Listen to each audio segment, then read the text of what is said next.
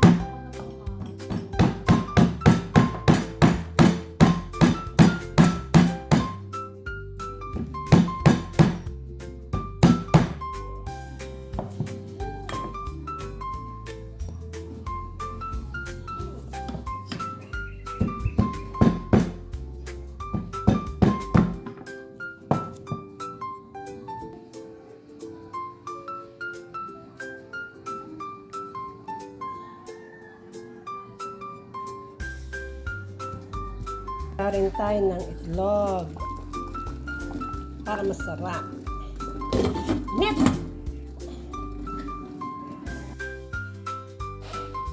Nagpainit na ako ng kawali at nilagyan ko ito ng tamang dami ng mantika. Naaayon lang sa dami ng lulutuin. Sobrang dami. Yan. Bahagyan natin itong painitin. Kung sakali mainit na, pwede na nating ilagay ang ating bawang at luya para maging aromatic. Kasi masarap to pag mabango. Huwag natin kasi pakakasunugin para hindi pumait ang bawang. Yan, halu-haluin natin ng bahagya para hindi masunog.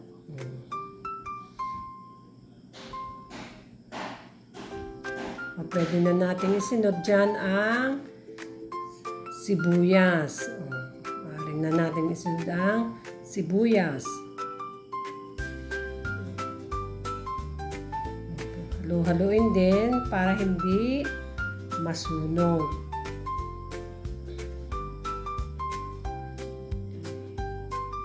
Pag okay na, pwede nang ilagay ang chicken. Lulunuin natin ng maayos ang chicken para lumabas ang lasa.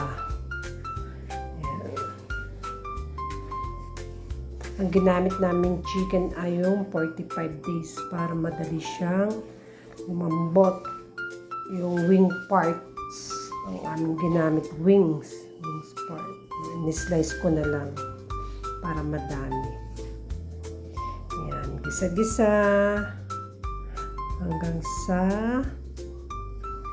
lumambot. O, lagyan natin bahagya ng konting tubig para hindi siya masunog.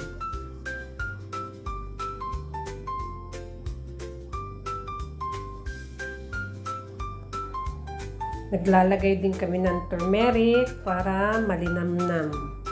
Nakakaalis ito ng lansa. Ang turmeric. Tsaka pampano siya, pampalinamnam ng arroz caldo. Masarap pag may turmeric.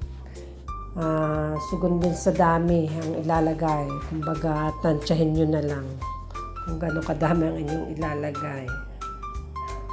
Ayan, masarap yan.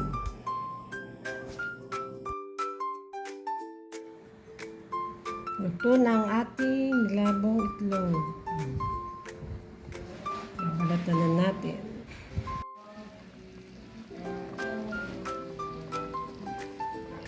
Pinalalambot natin ang manok. Sarap.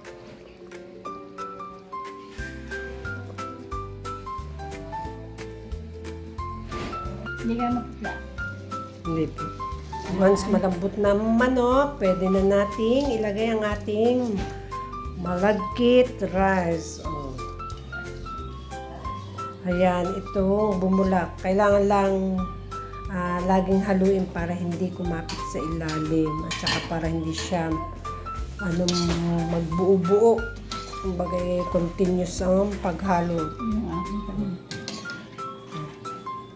Pwede na rin yan timplahan ng mga pampalasa tulad ng paminta, ng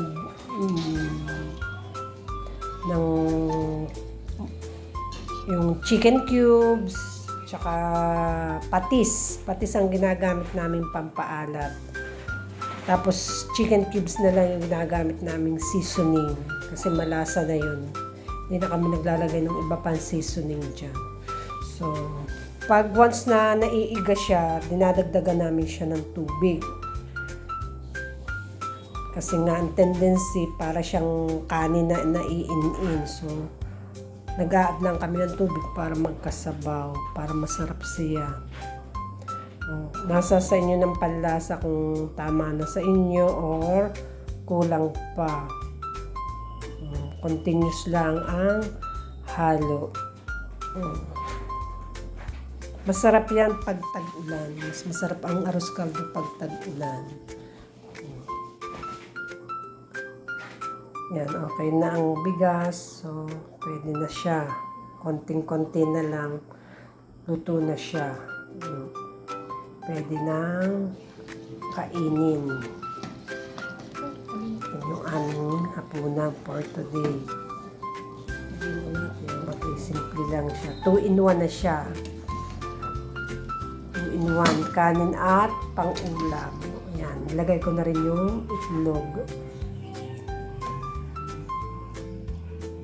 O, ayan, luto na ang ating arroz caldo. Happy eating!